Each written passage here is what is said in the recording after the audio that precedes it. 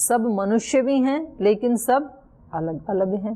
तो ये तो विशेष हो गया, और हम सब में मनुष्यता है, हम सब मनुष्य हैं, एक जाति वाले हैं, ये उसमें समानता हो गई। तो ये सामान्य विशेष का इन्होंने बताया है स्वरूप की दृष्टि से। तीसरा, उद्देश्य की दृष्टि से।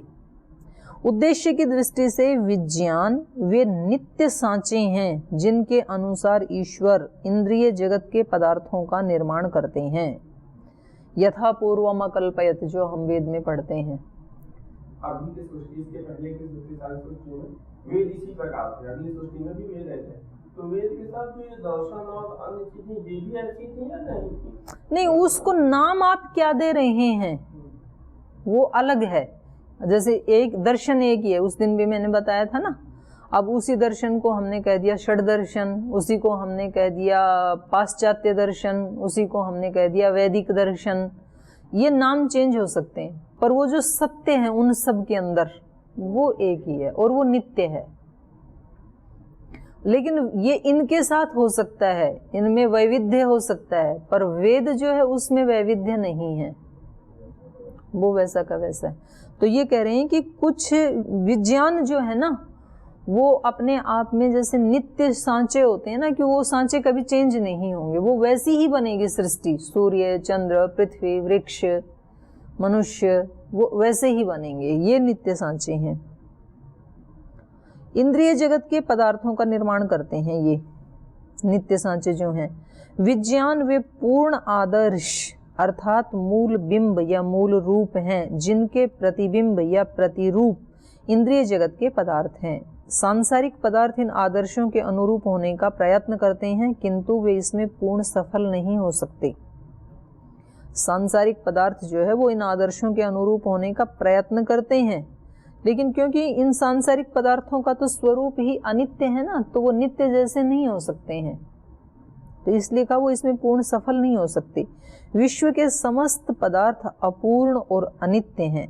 विश्व की सृष्टि इसीलिए हुई कि इसके अपूर्ण और अनित्य पदार्थ पूर्ण आदर्शों को प्राप्त करने के लिए उत्तरोत्तर विकसित हों।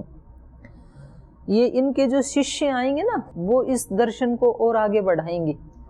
वो अरस्तु वो कहते हैं कि जो प्रकृति है ना वो तो साध्य है और ईश्वर सिद्ध है, तो वो सिद्ध की तरफ साध्य की गति हो रही है।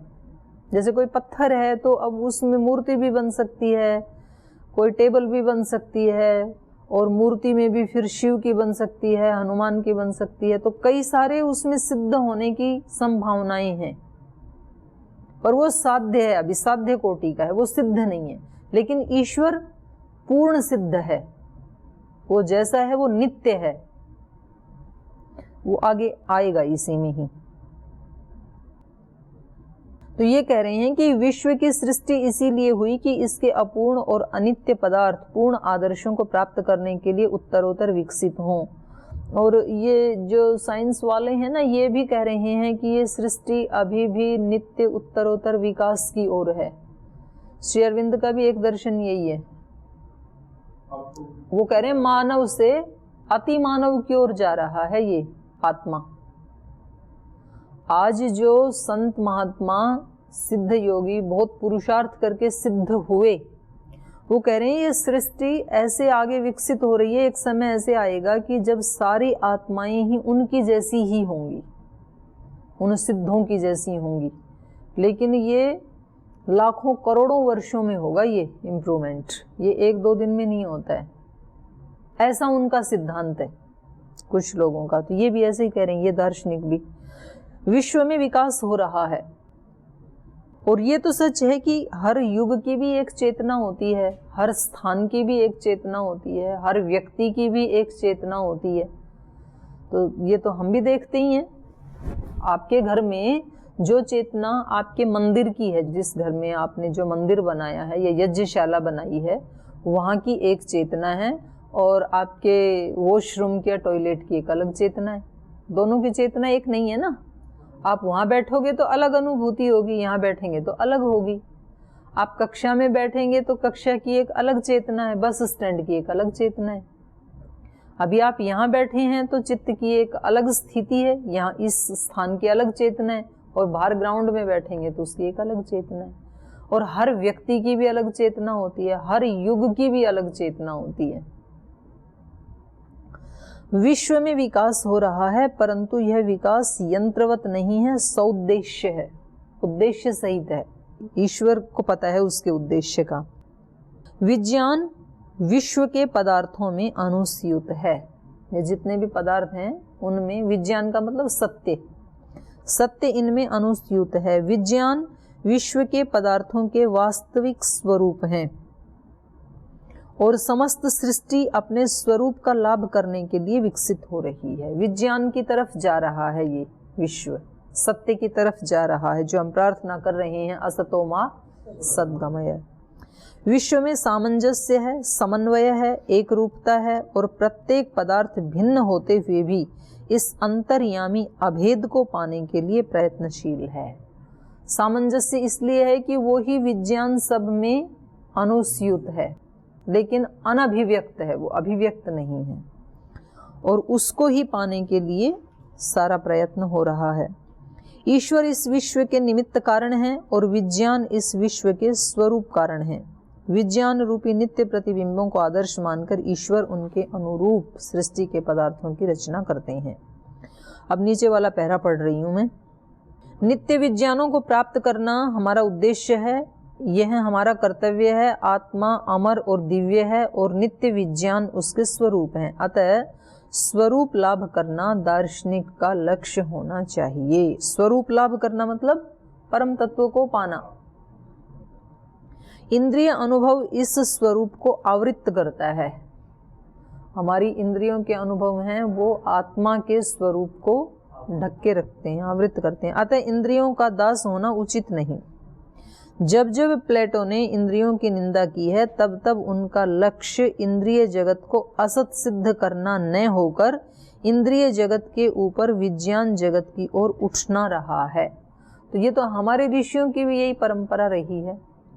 शरीर की, इंद्रियों की, जगत की वो निंदा नहीं करते हैं, या कभी निंदा करनी भी पड़े तो उद्देश्य उसको असत सिद्ध करना ये नहीं होता है, बल्कि ऊपर उठना है उससे, ये उद्देश्य होता है। इनके जो शिष्य हैं प्लेटो के, अरस्तु, वो इनकी इस बात से थोड़ा सा उनको जो है ना कन्फ्यूजन हुआ है, तो वो अपने गुरु का ही खंडन करेंगे आगे जा कर के। वो कहते हैं कि आपने तो उन दोनों में एक खाई बना दी, इंद्रिय अनुभव में और विज्ञान में, क्योंकि इनको इंद्रियों के अनुभव में ही जगत उलझ के ना रह जाए, इसलिए निंदा तो करनी पड़ती ही थी। तो सभी ऋषि ही करते हैं, लेकिन वो कभी जो फॉलोअर्स होते हैं वो कभी कभी उसका उल्टा अर्थ भी ले लेते हैं। जैसे आदि शंकराचार्य जी ने जगत मिथ्या जो कहा, तो मिथ्या का मतलब था उनका अनित्य कहना, और भाई तुम इस अनित्य में ही उलझे ना रहो, नित्य की तरफ बढ़ो। अगर वो इसको नितांत असत मानते तो उस समय में उन्होंने देश के चारों कोनों के ऊपर मठों की स्थापना की, तो क्यों बनाते? असत है तो क्यों इतना पुरुषार्थ करना घूम घूम के? उस समय तो कोई साधन भी नहीं थे। तो इसका मतलब ये है कि वो नितांत असत तो नहीं मानते थे, लेकिन फिर भी जब ये कहा कि ब्रह्म सत्य जगन मिथ्या, तो इसका मतलब ये कि अनित्य है, परिणामी है, इसको भी सब कुछ मत समझ लो, इसके आगे बढ़ो। लेकिन फिर वो जो आलसी हैं उनको लगा कि ये कहेंगे तो आराम से बैठे रहो, कुछ काम नहीं करना पड़ेगा, अरे क्या पुरुषार्थ करना, ये सब मिथ्या है। तो ऐसे कहने से गुरुजी का उसको कोट कर दिया। जैसे आजकल कुछ जो आर्य समाज वाले हैं तो वो सब हैं, वो भी कहते हैं, और नहीं वो कहते हैं ये क्या सब कोई दीपक जलाते हैं, पूजा करते हैं, उन लोगों के बहुत पीछे पड़े रहते हैं। बोले वो नित्य ईश्वर की जो सच्चित आनंद स्वरूप है वो है उपासना करने योग्य। तो ये कोई उपासना करने योग्य है? और वो खुद जो है वो ना तो वो सच्चित आनंद स्वरूप की उपासना करते हैं और ना इस वाले की करते हैं। तो जीवन जो है ना, वो जीवन जो है महर्षि दयानंद का तो ठीक है, उन्होंने सत्य को प्राप्त किया, तो उनको तो हक है सत्य क्या है असत्य क्या है उसका खंडन करने का। और हमने अपने आलस्य को छिपाने के लिए केवल खंडन का डंडा पकड़ लिया, तो उससे फिर झगड़े हो जाते हैं। क्योंकि इन्होंने भी बताया ना कि परिवर्तन या सुधार या आगे विकास केवल एक ऊंची स्थिति वाला सिद्ध महात्मा ही कर सकता है। शब्दों से शब्द तो वो ही बोल रहे हैं। हो सकता है कि महर्षि दयानंद की भाषा तो गुजराती के कारण इतनी परिशुद्ध नहीं थी, आज वाले शायद ज़्यादा परिशुद्ध रूप से वही शब्द बोल रहे हैं, लेकिन जो महर्षि दयानंद ने परिवर्तन किया कम समय में, कम साधनों में, उनके बाद वो नहीं हो पाया। तो कह रहे हैं जब प्लेटो ने इंद्रियों की निंदा की है तब तब उनका लक्ष्य इंद्रिय जगत को असत सिद्ध करना न होकर इंद्रिय जगत के ऊपर विज्ञान जगत की ओर उठना रहा है। दुष्ट इंद्रियां उस अड़ियल और बदमाश घोड़े की तरह हैं जो रथ को गर्त में ले जाकर पटक देता है और वहां से सरकने का नाम नहीं लेता। साधु इंद्रियां उस उत्तम घोड़े के समान है जो रथ को सन्मार्ग पर ले जाता है। फीडर्स में कहा गया है कि शरीर रूपी रथ में साधु और दुष्ट दोनों घोड़े जुत रहे हैं। एक विज्ञान की ओर जाता है और दूसरा इंद्रियों के विषयों की ओर। तो ये वो है कठोपनिषद में जो आत्मानम रथिनम विद्धि। तो आत्मा रूपी रथी का कर्तव्य दुष्ट घोड़ों को रथ से निकाल देना नहीं, बल्कि उन दुष्ट घोड़ों को साधु घोड़े के साथ साथ चलाना है। तो इससे स्पष्ट है कि प्लेटो इंद्रिय जगत का नाश नहीं करना चाहते, वे उसकी प्रवृत्ति आत्माभिमुख करना चाहते हैं। नित्य विज्ञान भी उसकी ज्योति से चमक रहे हैं, जो ईश्वर का भी पिता है। ईश्वर का भी जो पिता है उसको ये कहते हैं शिव तत्व, और ईश्वर ये कहते हैं जो इस सारी सृष्टि की रचना कर रहा है, वो जो समस्त विश्व में अंतर्यामी है, जो पर है और जो अनिर्वचनीय है, जो सृष्टि का परम आदर्श और लक्ष्य है, जिसकी ओर जगत निरंतर विकसित हो रहा है। उस विशुद्ध विज्ञान स्वरूप शिव तत्व का निर्विकल्प साक्षात्कार ही मानव जीवन की चरम सार्थकता है। ये इनका दर्शन है। फिर चौथा था सत्ता की दृष्टि से। तो सत्ता किसकी है? चित्त रूप जो शुद्ध सत्य है उसी की सत्ता है। और पांचवा था, फिर आगे ये इनके संवाद दिए हुए हैं, जो इनके अलग अलग जो पुस्तकें हैं ना, उनमें ये संवाद रूप आगे थोड़ा सा इन्होंने दिखाया है 30 और 31 पेज के ऊपर। तो ये पढ़ लेंगे। अब मैं पढ़ रही हूँ 33 पेज के ऊपर। प्लेटो ने इंद्रिय जगत को कभी असत नहीं बताया। यह जगत प्रतीति मात्र है, यह छाया है, न यह सत है और न असत। सिंपोजियम में इनकी पुस्तक का नाम है। सिंपोजियम में जगत को सत और असत की संतान एवं पूर्ण अज्ञान और पूर्ण ज्ञान के बीच की अवस्था कहा गया है। रिपब्लिक में इसे, ये भी इनकी पुस्तक है, रिपब्लिक में इसे अर्ध सत्य और अर्ध असत बताया है।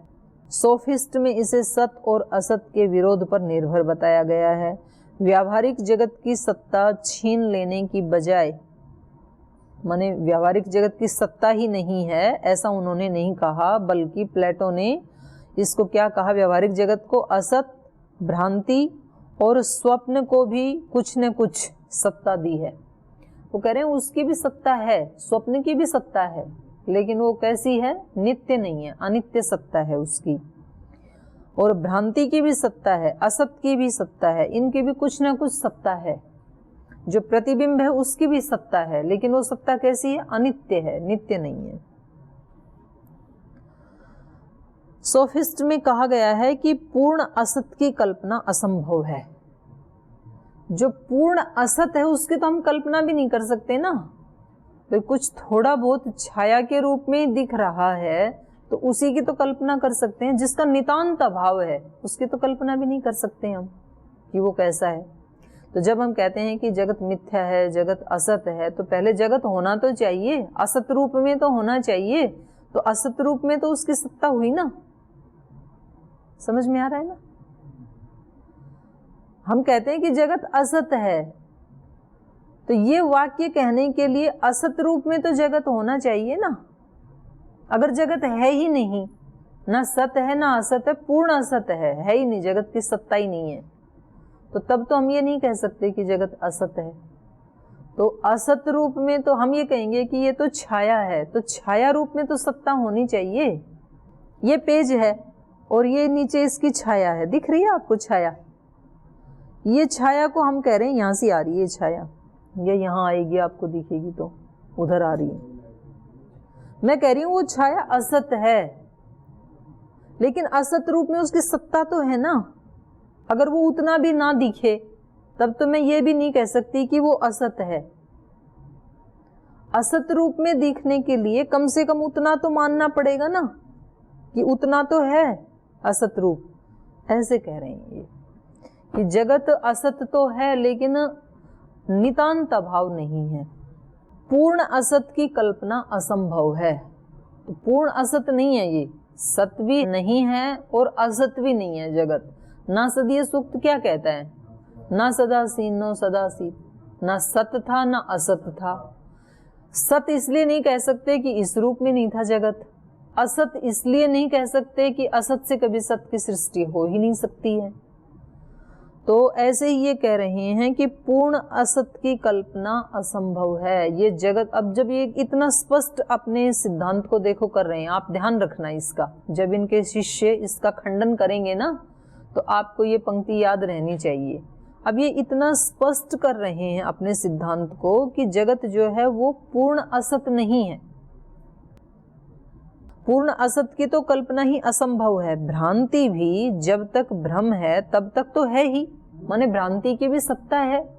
जब भ्रांति हट जाएगी तब तो भ्रांति का अस्तित्व नहीं है। पर जब तक हम भ्रांति में, हम कहते हैं कि ये रज्जु नहीं सर्प है, तो जब तक हमारी ये भ्रांति बनी हुई है तब तक तो उसका अस्तित्व है ना।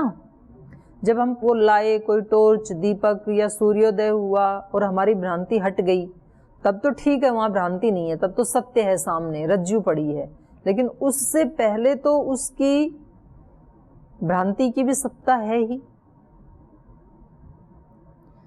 तो भ्रांति भी जब तक भ्रम है, हमारे चित्त में जब तक भ्रम है तब तक तो है ही। बोध होने पर भ्रांति असत होती है। तो थीटिटस में स्वप्न दृष्टा का स्वप्न जगत और ज्वर से संतप्त व्यक्ति का काल्पनिक जगत, जब तक स्वप्न और ज्वर है तब तक तो उतना ही सत्य है जितना जागने वाले के लिए और स्वस्थ व्यक्ति के लिए ये इंद्रिय अनुभूत जगत है। कोई व्यक्ति ज्वर से संतप्त है और ज्वर में उसको कुछ कुछ आकृतियां दिख रही हैं, भूत प्रेत दिख रहे हैं, तो जब तक उसको ज्वर है तब तक तो उसकी सत्ता है ही। और जैसे कोई व्यक्ति स्वप्न में है, अभी स्वप्न टूटा नहीं उसका, तो तब तक तो स्वप्न की सत्ता है ही। अतः उन विद्वानों ने जो प्लेटो में इंद्रिय जगत और विज्ञान जगत का आत्यंतिक भेद देखते हैं, वो कहते हैं, कुछ लोग ये आरोप लगाते हैं, जो इंद्रिय जगत और विज्ञान जगत में कुछ लोग ना आरोप लगाते हैं प्लेटो के ऊपर। वो कहते हैं कि इन्होंने इंद्रिय जगत को और विज्ञान जगत को ऐसा बना दिया कि ये तो बिल्कुल असत्य है। सुकरात लगाएंगे ये आरोप, इन्हीं के शिष्य, कि एक खाई बना दी, वो सत्य है ये असत्य है। ऐसा जो आरोप लगाते हैं तो उनको नहीं लगाना चाहिए। विद्वानों ने जो प्लेटो में इंद्रिय जगत और विज्ञान जगत का आत्यंतिक भेद देखते हैं, या जो प्लेटो पर इंद्रिय जगत को असत बना देने का अभियोग लगाते हैं, शायद उपयुक्त स्थलों पर दृष्टिपात नहीं किया होगा। तो उनको, इसलिए मैंने आपको थोड़ा ध्यान दिलाने की कोशिश की कि आपको ध्यान रहे। ये प्रोफेसर बर्नेट का ये कथन है कि इंद्रिय जगत और विज्ञान जगत, इन दोनों जगतों के भेद रूपी भूत को, जो पार्मेनाइडीज के समय से ग्रीक दर्शन को सता रहा था, प्लेटो ने भगा दिया। ये अक्षर से सत्य है। अब आगे चलिए 34 नंबर पे, पांचवा जो बताया था ना मैंने, रहस्य की दृष्टि से। रहस्य की दृष्टि से विज्ञान शिव तत्व की अभिव्यक्ति के स्तर हैं। वो शिव तत्व ही इस विज्ञान के रूप में अभिव्यक्त हो रहा है और उसके अलग अलग स्तर हैं।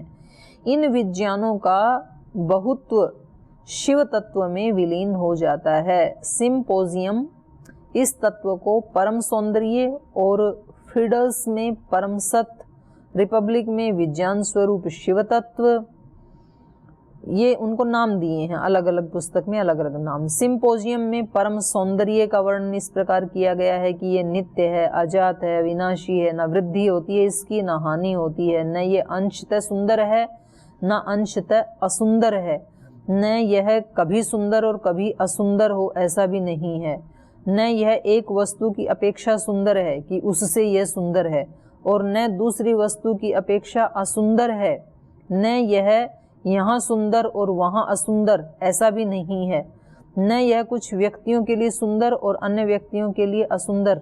ऐसा सत्यम शिवम सुंदरम जो कहा था ना, तो करें ये सुंदर जो हम लोक में जो सुंदर कहते हैं किसी की अपेक्षा से, स्थान से, ऐसा नहीं है ये। और न इस परम सौंदर्य की कल्पना किसी सुंदर मुख से या किसी सुंदर हाथ से या किसी भी सुंदर अंग की समानता से की जा सकती है कि ये ऐसा सुंदर होगा। कोई सोचे पुष्प जैसा सुंदर या किसी सुंदर मनुष्य जैसा सुंदर, किसी आकृति देवी देवता की हमने सुंदर बनाई उसका जैसा सुंदर, ऐसा कोई सुंदर नहीं है ये ईश्वर।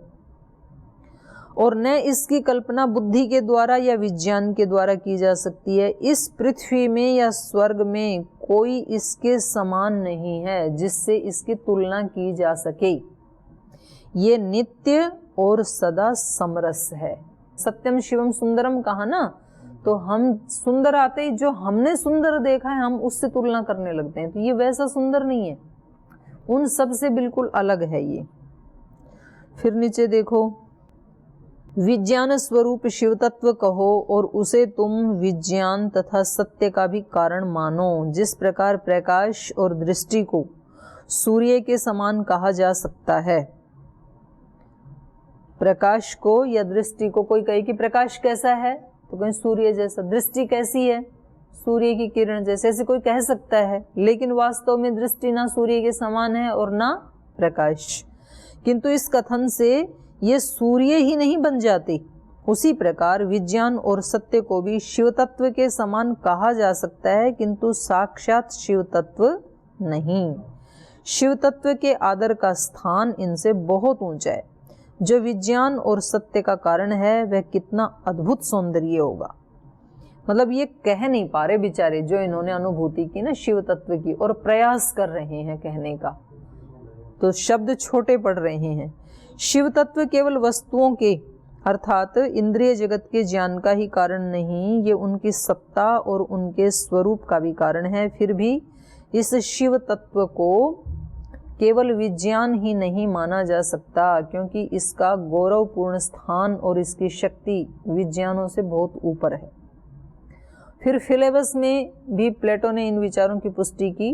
विज्ञान कह रहे हैं प्लेटो का ये शिव तत्व एक साथ सत्यम शिवम सुंदरम है, ये सच्चित आनंद है। ये अन्य विज्ञानों के समान सर्वोत्तम विज्ञान नहीं है, ये विज्ञानों का भी विज्ञान है, स्वरूपों का भी स्वरूप है, समस्त विज्ञानों और समस्त सांसारिक पदार्थों का जनक है। विज्ञान जगत और इंद्रिय जगत दोनों का अंतर्यामी अधिष्ठान है। यह समस्त सत्ता और ज्ञान का मूल स्रोत है। आत्मा को ज्ञान शक्ति और दृश्य जगत को सत्ता प्रदान करता है। ईश्वर से भी ऊपर है। ईश्वर केवल सगुण सृष्टा है, जो विज्ञानों के मूल रूपों को आदर्श मानकर सृष्टि करते हैं। ये शिव तत्व ईश्वर और विज्ञान इन दोनों का भी कारण है। ये उनका भी प्राण है, जिसको हम कहते हैं ना प्राणों का प्राण है तू, वो बात ये कह रहे हैं। तो प्लेटो ने ईश्वर को सृष्टि का निमित्त कारण, नियंता और कैप्टन माना है। शिव तत्व को ईश्वर का भी पिता और शिवत्व कहा है उसको। प्लेटो ने इस शिव तत्व की इतनी सुंदर चर्चा तो मतलब कोई ऋषि आत्माओं को मिलती है। आजकल के पंडित नहीं कर पाते जो शिव कथा करते हैं। हाँ, तो वो तो हमारा तो सौभाग्य है ना कि हमें मतलब अवसर मिल रहा है ये चर्चा करने का, तो आनंद लो।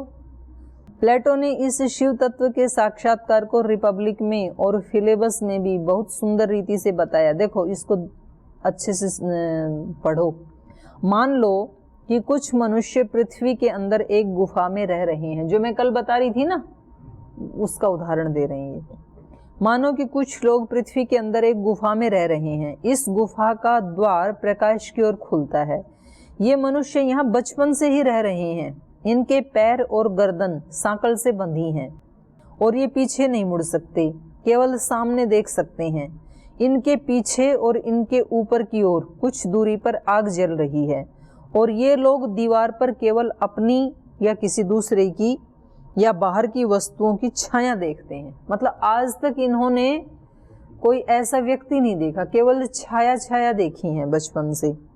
अब यदि इनमें से किसी एक को बंधन मुक्त करके ऊपर भेजा जाए, गुफा के ऊपर बाहर, और उसे प्रकाश की ओर देखने के लिए बाध्य किया जाए, क्योंकि सूर्य का प्रकाश तो देखा ही नहीं ना कभी, तो कह रहे हैं कि पहले तो उसे तीव्र वेदना होगी, क्योंकि आंखों को आदत ही नहीं है ना वो प्रकाश।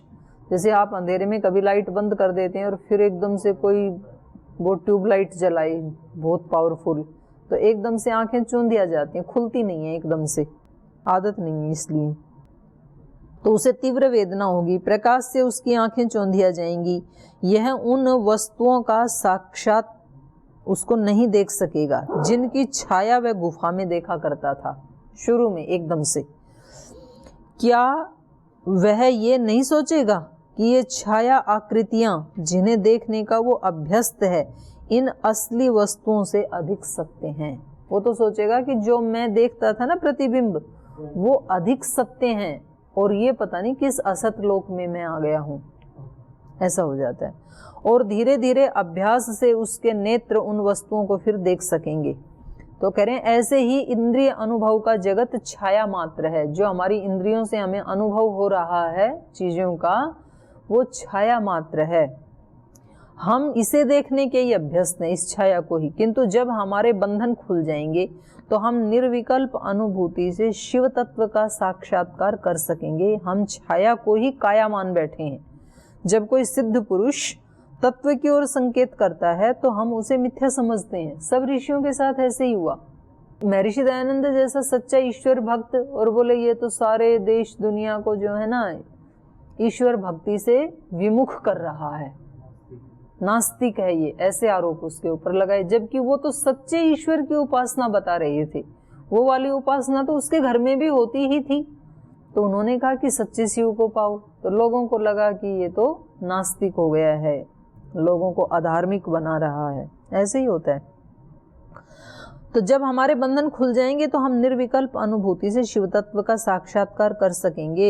हम छाया को ही काया मान बैठे हैं। जब कोई सिद्ध पुरुष तत्व की ओर संकेत करता है तो हम उसे मिथ्या समझते हैं, किंतु निर्विकल्प अनुभूति से हम स्वयं तत्व का ग्रहण कर सकते हैं। तत्व दर्शन ही दर्शन का लक्ष्य है। ये फिर दोबारा कह दिया, बार बार कह रहे हैं, दर्शन का लक्ष्य है तत्व दर्शन करना। और इसी में उसके नाम की भी सार्थकता है। दर्शन नाम की सार्थकता इसी में है कि तत्व का दर्शन करे।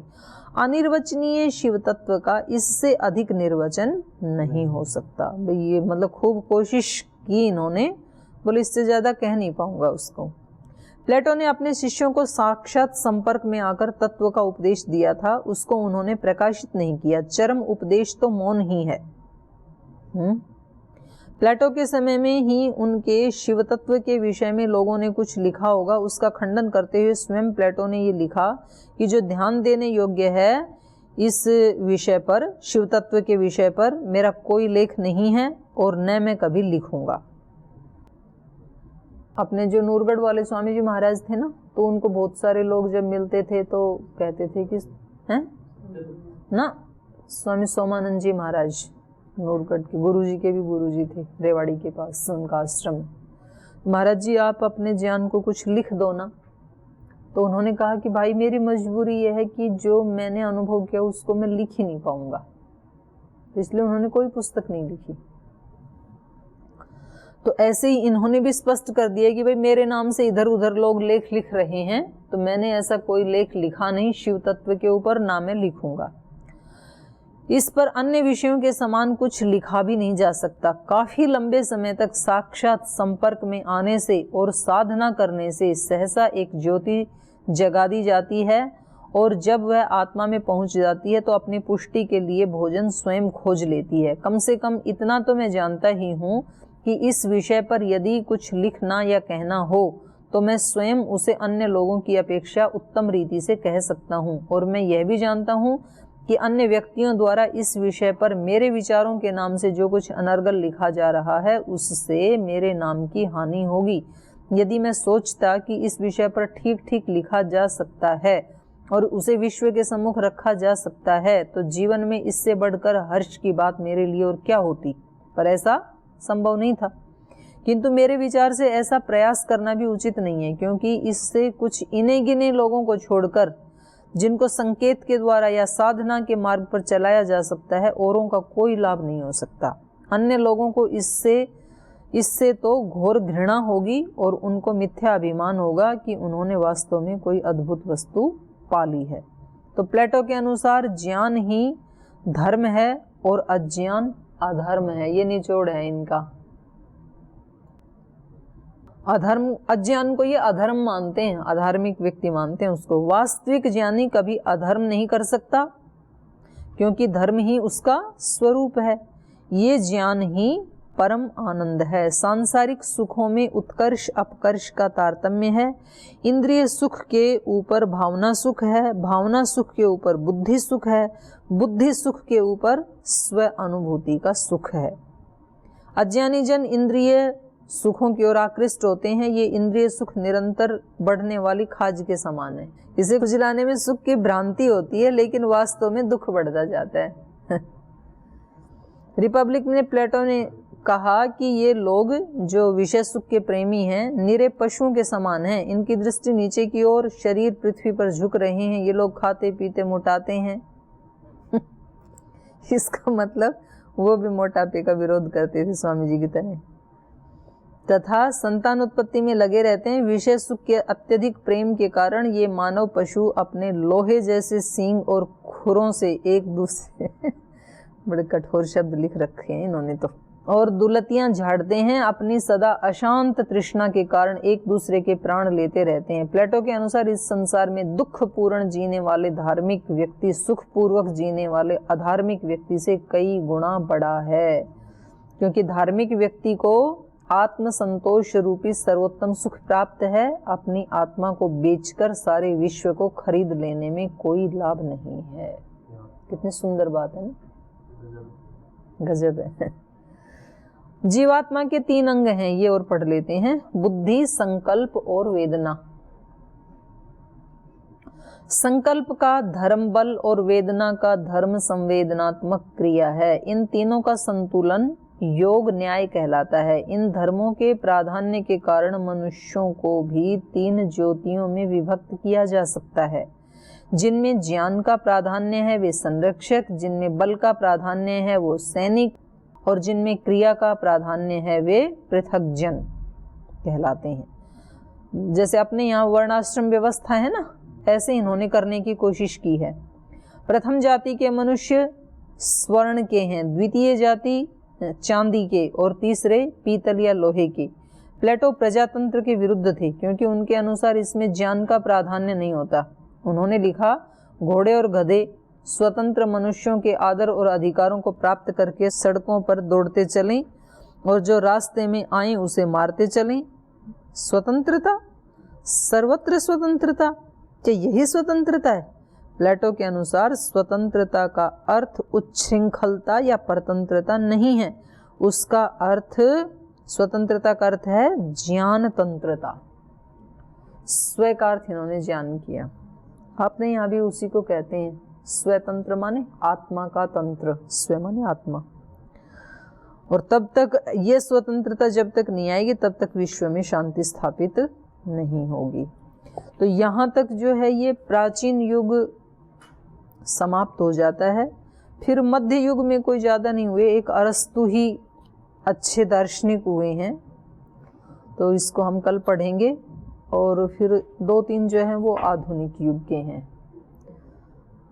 तो इसमें आपको ये नहीं सोचना है कि जी इसमें हमारे मार्क्स तो कम ही है। एक ज्ञान तो हो ही रहा है ना हमें, वैदिक भी और पाश्चात्य भी दार्शनिकों का। तो अभी आज वाली कक्षा को फिर यहीं विराम देते हैं। और आप इस पे चिंतन भी करना, कोई प्रश्न भी उठे तो उस पे भी हम चर्चा करेंगे। ओशो ने जो चिंतन किया है लगभग वो पाश्चात्य चिंतन है, दर्शन का दुनिया ही माने पाश्चात्य दर्शन ताकत तो पाश्चात्य दर्शन में हो गया, वही बातें वही बात नहीं, आधार ही वो ही है, सत्य ही आधार है। जो मतलब इनका जो समय है वो लगभग 2500 वर्ष पहले, और वैदिक जो दर्शन है उनका जो उसके प्रमाण मिले लगभग 5000 वर्ष पहले, या उससे भी प्राचीन हम माने। उससे प्राचीन इसलिए नहीं मान रहे हैं कि वो वेद ही उस समय था। स्वामी जी, वेद को समझने में जब थोड़ा बुद्धि का स्तर कम हुआ ना, तब इन सब की रचना हुई है, दर्शन उपनिषद आदि की। चलो कक्षा को यहाँ हम पहले विराम देते हैं, फिर चर्चा करेंगे। ओम